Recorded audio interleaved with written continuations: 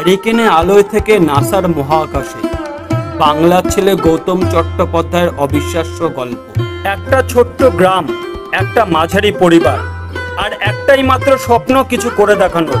হুগলির নবগ্রামের ছেলে গৌতম চট্টোপাধ্যায়, যার জীবন শুরু হয়েছিল সাধারণতা দিয়ে, কিন্তু তার আজকের ঠিকানা NASA jet population laboratory, USA. এই গল্পটা সেই স্বপ্নবাজ বাঙালির, যার নাম জানে আজ গোটা মহাকাশ গবেষণা জগৎ। নমস্কার, আমি তন্ময় হালদার। আজ আমরা আলোচনা করব ইচ্ছে শক্তি আর স্বপ্নের কাছে টিনের বাড়িকেও হার মানানো যায়।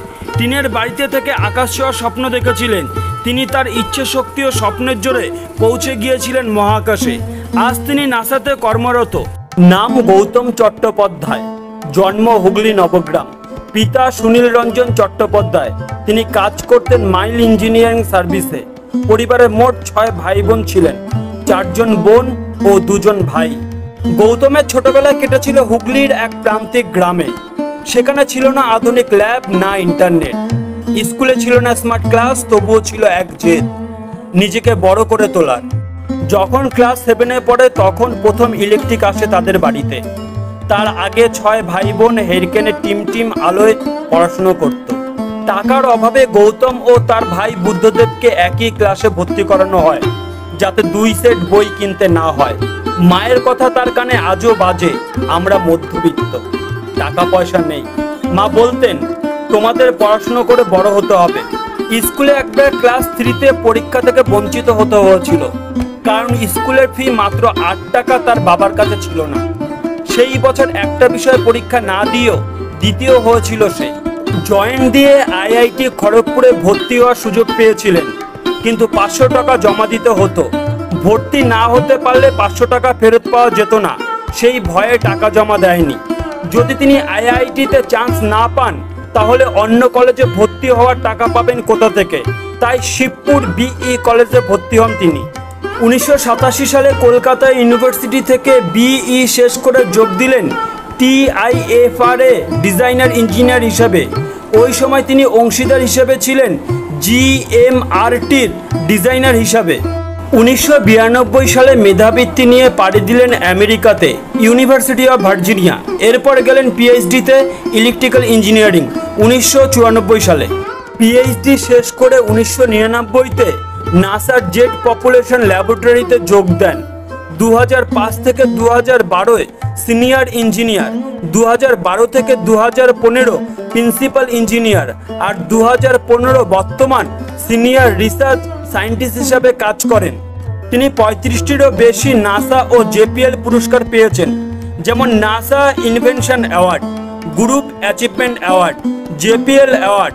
2023 সালে পিপল লিডারশিপ অ্যাওয়ার্ড পেয়েছেন তরুণদের টেকনিক্যাল লিডারশিপের জন্য। রেডিও টেলিস্কোপ তৈরির প্রজেক্টে গোবিন্দ স্বরূপ, জয়ন্ত নারলিকদের মতো বিজ্ঞানীদের সঙ্গে কাজ করেছেন। তবে মাথায় ছিল ক্যালিফোর্নিয়া ইনস্টিটিউট অফ টেকনোলজি, যাকে সবাই ক্যালটেক নামে চেনেন, সেখানে পিএইচডি করবেন। সেই সুযোগও আসে তার। স্কলারশিপ নিয়ে প্রথমে ভার্জিনিয়া ইউনিভার্সিটিতে পড়তে চলে যান, পরে ক্যালটেকে সুযোগ পেয়ে পিএইচডি করেন। সেখানে বিজ্ঞানী স্টিফেন হকিংয়ের সঙ্গে তার বহুবার সাক্ষাৎও হয়। সেই অভিজ্ঞতা কখনো ভোলার কথা নয় তার পাশের অফিসে বসে কাজও করেন তিনি। এরপর তার জীবনে আসে একটা টার্নিং পয়েন্ট। হঠাৎ নাসা থেকে ফোন আসে। সালটা 1999-এর সেপ্টেম্বর। তার পিএইচডি বিষয়ে জেনে ওরা ফোন করে। 1999 সালে নাসার জেট পপুলেশন ল্যাবরেটরিতে যোগ দেন তিনি। ভিন গ্রহের প্রাণের সন্ধান, সাব-মিলিমিটার ওয়েভ অ্যাডভান্স টেকনোলজি নামে যে 24 জনের আন্তর্জাতিক গবেষণা দল রয়েছে, সেই দলের নেতৃত্ব দিচ্ছেন তিনি। তবে তিনি মনে করেন যে অন্য গ্রহে প্রাণ আছে কিনা তা জানতে হলে আরও নতুন যন্ত্র বানাতে হবে। নাসা জেট পপুলেশন ল্যাবরেটরি 2023-এর পিপল লিডারশিপ অ্যাওয়ার্ড পেয়েছেন তিনি। তিনি একজন বাঙালি হয়ে যে সম্মান পেয়েছেন, সেটা আমাদের কাছে একটা বড় গর্বের বিষয়। দেখতে দেখতে বিদেশে 30 বছর হয়ে গেল, তবে কাজের ফাঁকে বারবার ফিরে আসেন এই বাংলায়, হুগলির কোন্নগর স্টেশনের নবগ্রামে। বাবার ছিল ট্রান্সফারের চাকরি। তার মা সাধনা চট্টোপাধ্যায় বাবার অল্প উপার্জনে কিভাবে সংসার সামলাতেন তা দেখেছিলেন তারা। তার মা না থাকলে হয়তো আজ আর তার বিজ্ঞানী হওয়া হতো না। TIFR এ কাজ করার সময় সুলেখার সঙ্গে আলাপ হয়।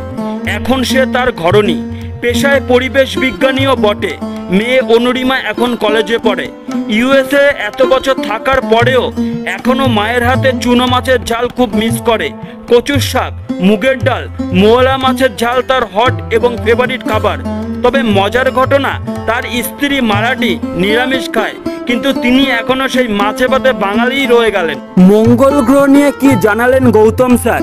তিনি বললেন, মঙ্গল গ্রহের ক্ষেত্রে আমরা যেটা করছি, মঙ্গল গ্রহে কি প্রাণ আছে বা কখনো কি ছিল সেটা পরীক্ষা নিরীক্ষা চালাচ্ছে। নাসার তরফে মঙ্গল গ্রহে একাধিক ছোট বড় রোভার পাঠানো হয়েছে, তাতে নতুন নতুন যন্ত্রপাতিও লাগানো হয়েছে। 2020 সালে নাসা থেকে রোভার গিয়েছিল। যে জায়গায় রোভারটি ল্যান্ড করেছিল সেখানে আগে একটি লেক ছিল। যদিও নাসা এখন পর্যন্ত কোনো প্রাণের সন্ধান পায়নি। এলিয়েন কি সত্যিই আছে, কি জানালেন? তার মতে পৃথিবীর বাইরে কোথাও প্রাণের সন্ধান পাওয়া যায়নি। বিভিন্ন মাধ্যমে বলা হয়েছে এলিয়েন আছে, তার সম্ভাবনাও আছে, যদিও তা এখনো খুঁজে পাওয়া যায়নি। তিনি বলেন, মঙ্গল গ্রহে প্রাণের সন্ধান ছিল কিনা তারা তা জানার চেষ্টা করছেন। মঙ্গল গ্রহে জলবায়ুর ঘনত্ব পৃথিবীর শতভাগের 1 ভাগ। ছোট্ট গ্রামের ছেলে নাসার বাঙালি বিজ্ঞানী গৌতম চট্টোপাধ্যায় কি প্রমাণ করলেন? মাটি সীমারেখা নয়, স্বপ্নের সীমারেখা লেখা উচিত। কমেন্টে লিখুন আপনার যে স্বপ্ন সেটা কি। আর সত্যিকারের অনুপ্রেরণামূলক গল্প পেতে সাবস্ক্রাইব করুন রিয়েলিটি উইথ তান। ধন্যবাদ সবাইকে, ভালো থাকুন, সুস্থ থাকুন।